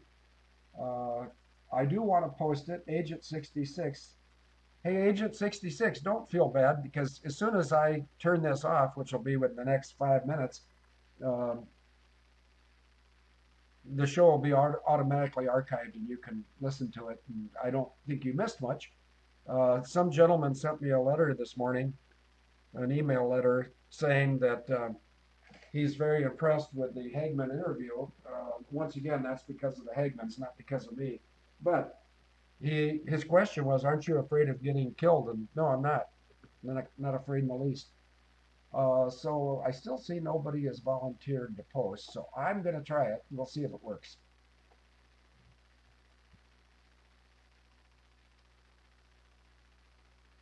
but it's never too late. I'm having trouble already. Oh,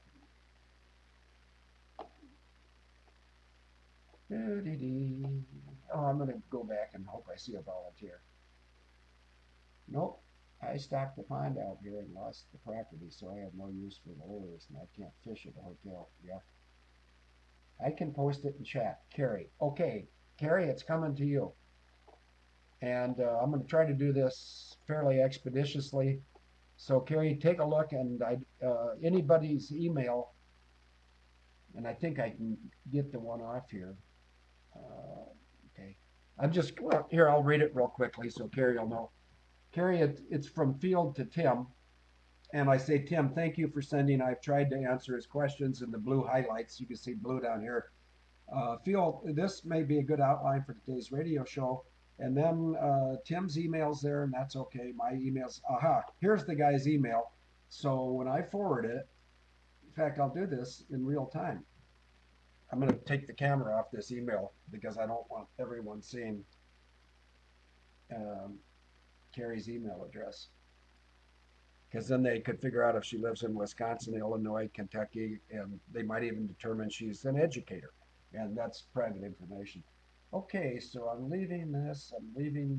I'm going to delete the man's email address, and I'm going to make a comment that it's deleted so that, in fact, I think I can cover up half my, yeah, there we go. Now I can put the camera back on without exposing who I'm sending this to. I'm going to delete this, remove. Oops, that didn't work. This is the gentleman who sent me the very good question that I thought was worthy of a very good answer. Just found you guys have one. Okay, I saw you Field on Hagman. I am floored by the information, you guys. Aren't you afraid? And I said, no, I'm not. And then I told him why I'm not, and it'll be posted by Carrie the Cookie Monster pretty soon. But I'm just going to go down this whole message and make sure. Oh, the guy gave me a compliment. He says, you can probably figure out where I used to work in the remote section of Florida at a radar site. And I figured that out in about 33 nanoseconds. Then he says, I'm afraid for you. You must be dodging bullets. And no, I'm not afraid. And besides that, I'm 68. Just look at all these young guys that died thinking they were serving their country when they weren't. They were serving corporations, military, industrial, Rothschilds, Rockefellers. And the Rothschilds and the Rockefellers don't even respect the people in the military. I think the most offensive one, hey, good. Good. I've quoted these two improperly. I'm going to quote them real well right now. What I was going to say, Henry Kissinger calls military professionals dumb beast.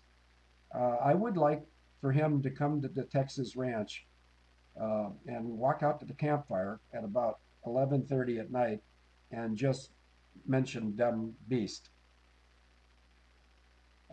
Anyway, here's the protections afforded me and Christians everywhere if we'll work for God. If Isaiah 54:17, no weapon formed against you shall prosper, and every tongue which rises against you in judgment you shall condemn.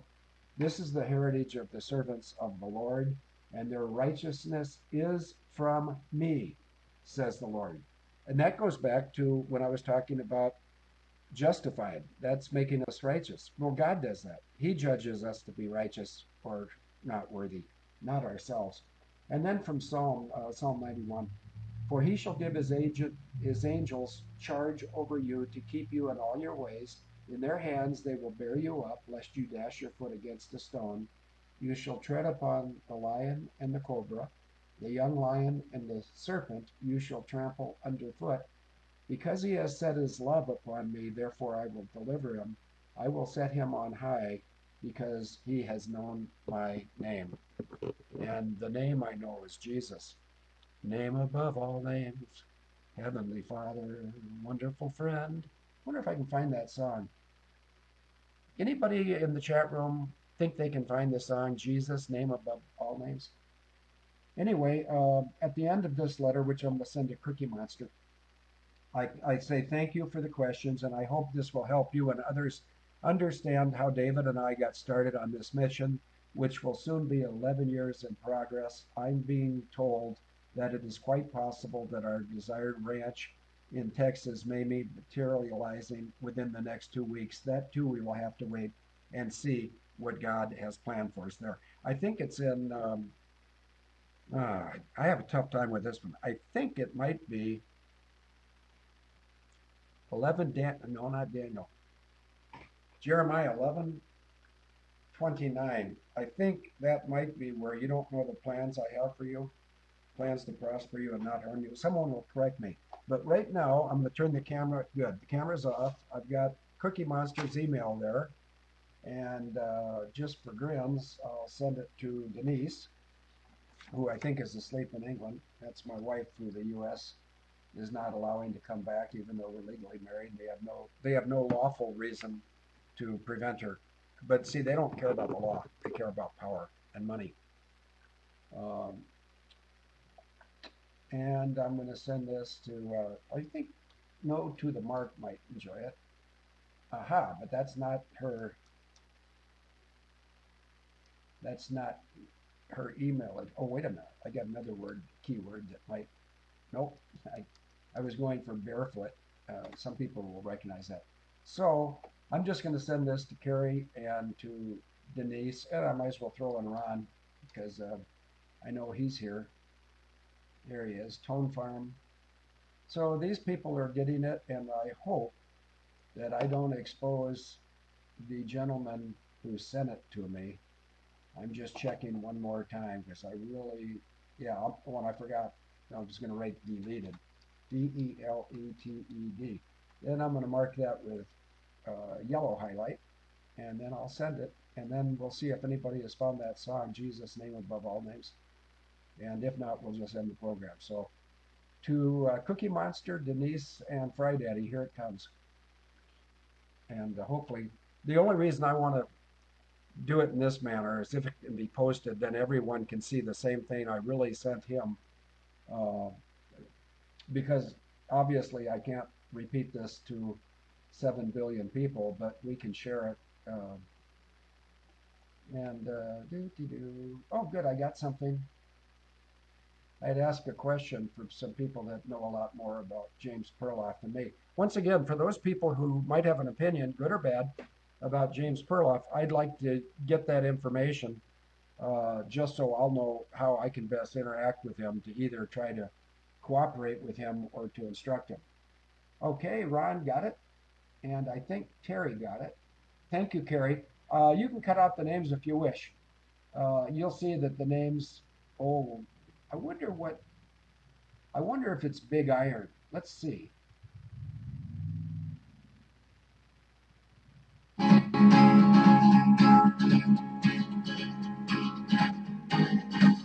To the town of Agua Fria rode a stranger one fine day. Hardly spoke to folks around him, didn't have too much to say. No one dared to ask his business, no one dared to make a slip. A stranger there among them had a big iron on his hip.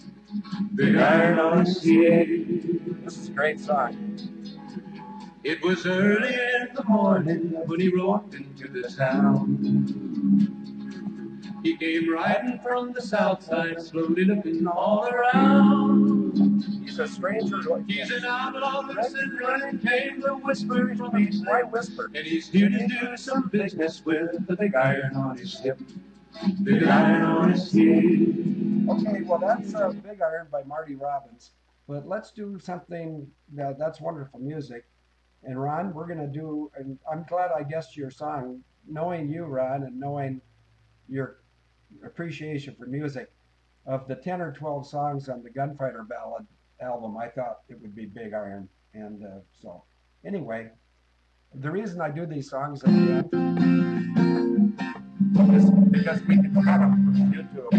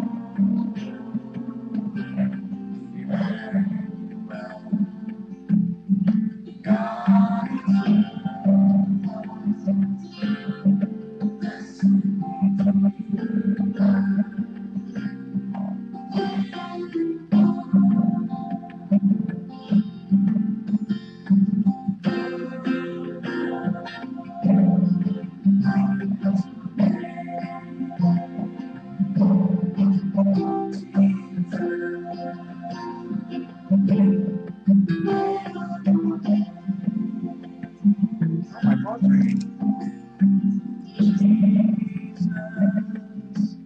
Can you hear the music? Yeah, I'm singing a lot. Go ahead. Yeah, I'll just, yeah, so I'm playing this music in the show.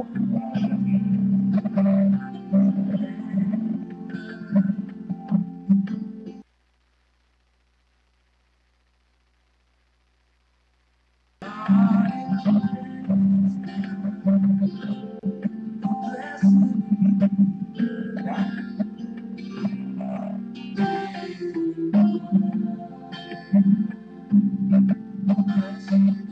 Yes. I understand.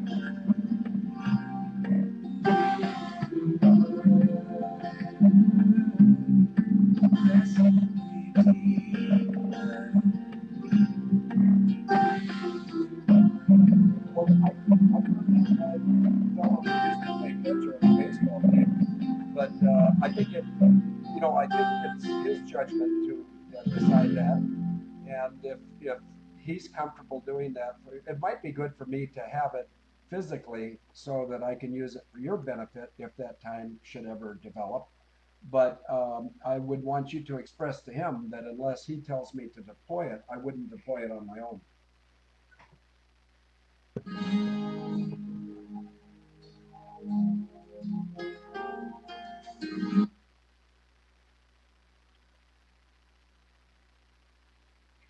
Yeah.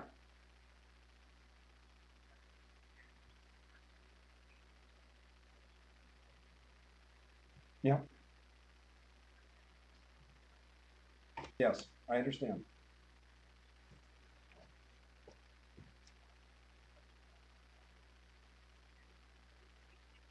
Hmm. Oh, I hope not. In fact, were you listening to the radio show today? Yeah. Oh, that's Phil Roberts. He's my neighbor. He owns a body shop. He and that's his grandson Roy, and they're real good guys. And see, I got that good question this morning via email from someone I've never talked to or met, and he was just saying, I really like the information and how you present it, but I'm totally confused as to why you're not fear your life. And I think I explained that pretty well in the radio show. But it's not my life. It's my soul, but my soul lives on forever. So, and here I am. I'm still on live radio saying this. So, I mean, I'm pretty comfortable with this thought. I'm not here. Yeah, no, me neither. I don't like the condition of the world, so I'd be happier to be up in heaven. And I might not be invited to stay in heaven, but I do know this: God is not an Indian giver, and I'm part Indian, so I can say that. But God doesn't extend to us a promise and not keep His word. So if He tells us we're saved, we're saved. And if yeah, so do I.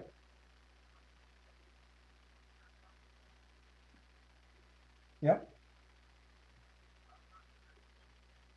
Okay.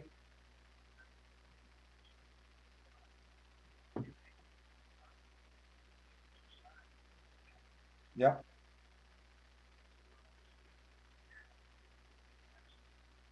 Okay, I understand. And can I call you when I get home? When I'll be getting home within 25 or 30 minutes. Yeah, no, I understand. So when I get up, I'm going to pick up some stuff at the grocery store and then I'll head home. So I'll be calling you within 30 minutes. I'll email first. How about it? That wasn't drama. It's just how we're sort of busy. And I don't know if anybody could hear the person at the other end, but that was an update on the ranch that is still thought to be on track. So let me just say goodbye to everybody. One field, first one that came up. Oh, that's interesting. LJC. Okay. But LJC, oh yes, and I know exactly what those three words are now. Because I think that you've used that email address and communicated with Denise, because she and I talked about that person, and I know that person's you. So Carrie has posted the letter, and I think it is. I think the guy really, was being respectful, and I think he thought that if he was in my shoes, he'd be nervous, but he's not in my shoes. And so I thank Carrie for posting that. Thank you very much. I'm just going to go down to the bottom here, and I see that I've gotten to the bottom of the chat room. I don't see a big red button yet, but if someone would be kind enough to post the big red button and give me a 3, 2, 1 push it protocol, then I'll end this. And I think Agent 66 would know how to, yeah, Agent 66 said thanks for posting that. 66, I'm going to go send the original letter to NTTM now that I know her email address. So I'll send it to you at the same. Yeah, and I think that's what we need to do, is we need to be honest and encouraging. And if anybody wants to go back and take a look at that Luke 4:18, it can confuse people, because it could, if I were to read it, you might think I'm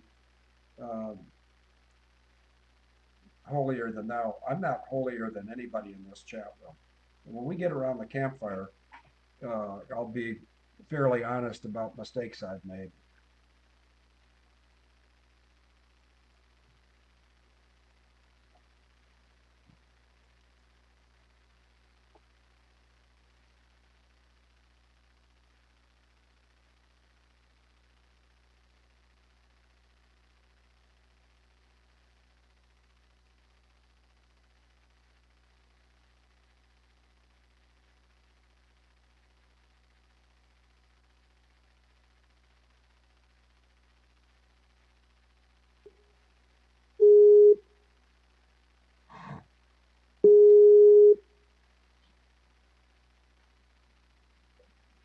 One ringy dingy, 17 ringy dingies.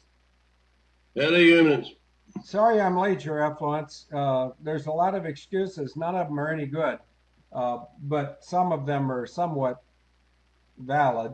But enough about that. Why don't you do the smart stuff and I'll get in the chat room?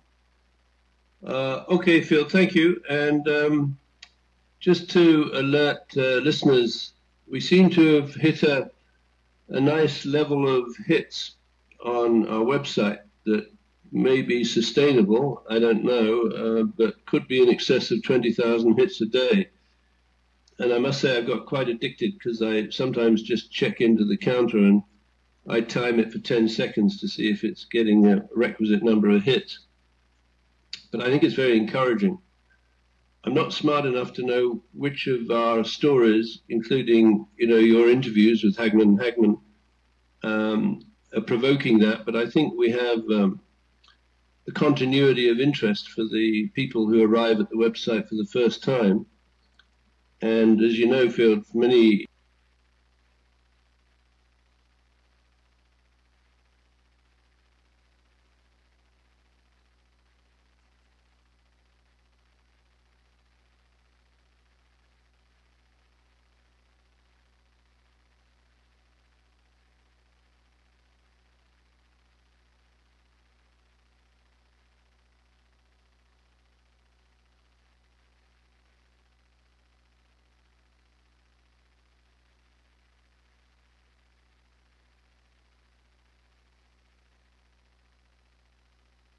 Freedom of Information Act, leaks CIA documents, future pole shift, 1,000-mile-per-hour winds, and 10,000-foot high tidal wave burying North America in less than 3 hours. It's titled The Adam and Eve Story by Chan Thomas. I was fortunate enough to actually find a 1965 copy autographed and inscribed by the author. Just ordered it, should get this any day now. Super excited. But this is literally a sanitized copy that I'm going to share with you now. And yeah, they put some hand sanitizer on it to make it palatable for you guys. But why in the world would the Central Intelligence Agency classify a 65-page story of cataclysms, Adam and Eve, unless there's something to it. Maybe it isn't just highly concentrated swamp gas from Uranus. Let me read some excerpts from this to you guys right now. An audible low rumble grows to a thundering roar. The earthquake starts unlike any in recorded history. California, the mountain shakes like ferns in a breeze. Pacific Ocean rears back, piling into a mountain of water more than 2 miles in height, then races eastward. With the force of 1,000 armies, the wind destroys everything in its path with supersonic bombardment. A mountain of Pacific seawater follows the wind east, burying Los Angeles and San Francisco like grains of sand. Nothing stops the onslaught of wind and ocean. Across the continent, 1,000-mile-per-hour winds and earthquakes leave not one place untouched. Any places the Earth's molten sublayer breaks through and spreads a sea of white-hot liquid fire, adding to the doomlicious Armageddon exotica. I added that. Do you like that? Within 3 hours, the wall of water buries the land under 2 miles of water, coast to coast. Antarctica and Greenland, with their ice caps, now rotate around the Earth in the torrid zone. What does that mean? Well, let me show you. Here's the torrid zone. Hold on a second. Will you just look at it? There we go. The torrid zone. Well, that's where Costa Rica is. So you're saying that the ice caps are going to be in central Earth now. Central torrid zone. Wow, that's quite the change, folks. That's quite the change. Now, let's go back to this sanitized copy. Once again, I can't wait to get the original autographed and inscribed by the author. I'm so glad that I was fortunate enough to get a copy of this. Super excited. But let me share with you a little bit here. Talks about the next cataclysm, the great floods, the story, the event, Genesis, and the conclusion of the author. But the next cataclysm, like Noah's 6,500 years ago, like Adam and Eve's 11,500 years ago, this too will come to pass. So I shared with you just bits and pieces, with a rumble so low as to be inaudible, growing, throbbing, then turning into a thundering roar. The earthquake starts, only it's not like any earthquake in recorded history. Now that sounds like also maybe some type of weaponry used to cause the earthquake. In California, the mountains shake like ferns in a breeze. The mighty Pacific rears back and piles up into a mountain of water more than 2 miles high, then starts its race eastward. So, a mile is what, 5,400 and something feet? That's 11,000 feet, spanning the North American continent from west to east in 3 hours. So that would make me think that even Denver, the mile-high city, is not going to be safe unless, here's what I think. Let's say that there's some validity to this vision, to this story, that a 2-mile-high tidal wave starts from California. It's not going to be 2 miles by the time 2 miles in height by the time it reaches Colorado. With the force of 1,000 armies, the wind attacks, ripping, shredding everything in its supersonic bombardment. The unbelievable mountain of Pacific seawater follows the wind eastward, burying Los Angeles and San Francisco as if they were but grains of sand. Nothing but nothing stops the relentless, overwhelming onslaught of wind and ocean. Across the continent, the 1,000-mile-per-hour wind wreaks its unholy vengeance everywhere. Mercilessly, unceasingly, every living thing is ripped into shreds while being blown across the countryside, and the earthquake leaves no place untouched. In many places, the Earth's molten sublayer breaks through and spreads a sea of white-hot liquid fire to add to the Holocaust. Sounds like Yellowstone. Within 3 hours, the fantastic wall of water moves across the continent, burying the wind-ravaged land under 2 miles of seething water coast to coast. In a fraction of a day, all vestiges of civilization are gone, and the great cities, Los Angeles, San Francisco, Chicago, Dallas, New York, are nothing but legends. Barely a stone is left where millions walked just a few hours before. A few lucky ones who managed to find shelter from the screaming wind on the lee side of Pikes Peak watch the sea of molten fire break through the quaking valleys below. The raging waters follow, piling higher and higher, steaming over the molten earth fire and rising almost to their feet. Only great mountains such as this one can withstand the cataclysmic onslaught. North America is not alone in her death throes. Central America suffers the same cannonade. And Gatorade. Would you like some Gatorade? It has battery acid in it, but it's good for you. What was that stuff they were putting in Gatorade? And then that little girl exposed them, and they're like, oh, okay, you're right, we're sorry, we won't put battery acid in anymore. It was some type of, it wasn't battery acid, but it was some type of nasty chemical. And the news made it seem as if the little people won because Gatorade decided to take this nasty chemical out of their product. It's like, okay, we're sorry. All right, I'm divagating. Let's get back to this. A few lucky ones who managed to find shelter from the screaming wind on the lee side of Pike Peak watch the sea of molten fire break through the quaking valleys below. The raging waters follow, piling higher and higher, streaming over the molten earth fire and rising almost to their feet. North America is not alone in her death throes. Central America suffers the same cannonade.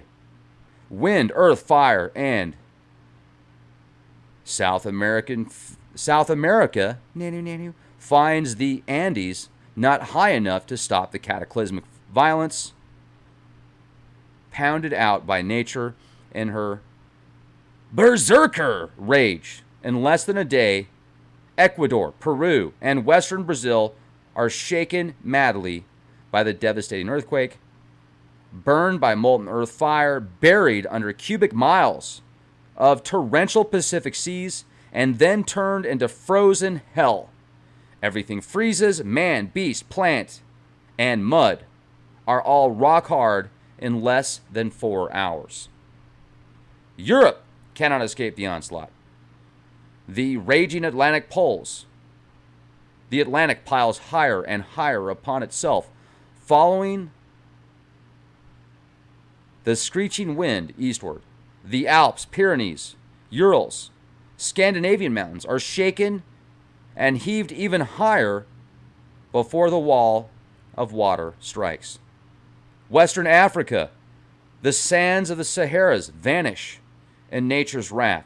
Under savage attack by wind and ocean, the area bounded by the Congo, South Africa, and Kenya suffers only severe earthquakes and winds. No inundation. Survivors there marvel at the sun standing still in the sky for nearly half a day. So the sun stands still for half a day. Eastern Siberia, the Orient suffer a strange fate indeed, as though a giant subterranean skith sweeps away the earth's foundations, accompanied by the wind and its screaming symphony of supersonic death and destruction. As the Arctic basin leaves its polar home, Eastern Siberia, Manchuria, China, and Burma are subjected to the same annihilation as South America: wind, earth fire, inundation, and freezing. Jungle animals are shredded to ribbons by the wind, piled into mountains of flesh and bone, and buried under avalanches of seawater and mud. Then comes the terrible, paralyzing cold. Not man, nor beast, nor plant, nor earth is left unfrozen in the entire eastern Asian continent, most of which remains below sea level. A few lucky people survive the fantastic winds and quakes east of the Urals. Wow. Antarctica and Greenland, with their ice caps, now rotate around the Earth in the torrid zone, and the fury of wind and inundation marches on for 6 days and nights. During the 6th day, the oceans start to settle in their new homes, running off the high grounds. On the 7th day, the horrendous rampage is over. The Arctic Ice Age is ended, and a new Stone Age begins. The oceans, the great homogenizers, have laid down another deep layer of mud over the existing strata, and the Great Plains is exposed in the Grand Canyon, Painted Desert, and Badlands. Love those areas, by the way. Love the Badlands. Love the Painted Desert. Haven't been to the Grand Canyon yet, but I've been to the Canyonlands, which is like 2 Grand Canyons connected together. And I like the Canyonlands more because you can actually go into the Canyonlands. Go check out the Island in the Sky. Oh, wait, I'm divagating. Let's go back. The Bay of Bengal Basin, just east of India, is now at the North Pole. The Pacific Ocean, just west of Peru, is at the South Pole. Greenland and Antarctica, now rotating equatorially in the torrid zone, find their ice caps dissolving madly in the tropical heat. Massive walls of water and ice surge towards the oceans, taking everything from mountain to plains in gushing, heaving paths, creating immense seasonal moraines. Did I say that right? In less than 25 years, the ice caps are gone, and the oceans around the world rise over 200 feet with the newfound water. The torrid zone will be shrouded in a fog for generations from the enormous amounts of moisture poured into the atmosphere by the melting ice caps. I ain't capping no fool with this M6, M4 yet. Now ice caps begin to form in the new polar areas. Greenland and Antarctica emerge with verdant, Backpack level 3. with verdant tropical foliage. Sorry guys, I can't read. English isn't my first language. Australia is the new unexplored continent in the North Temperate Zone, with only a few handfuls of survivors populating its vastness. New York lies at the bottom of the Atlantic, shattered, melted by earth fire, and covered by unbelievable amounts of mud. Of San Francisco and Los Angeles, not a trace is left. Egypt emerges from its Mediterranean inundation, new and higher, still the land of the ages, the commonplace of our time, because the mysterious Baalbek of the new and then coming era. Up with, well, I'm going to stop there and let you get your own copy, if you can find one, or when I get my autographed, inscribed copy in the next few days, I will read more to you.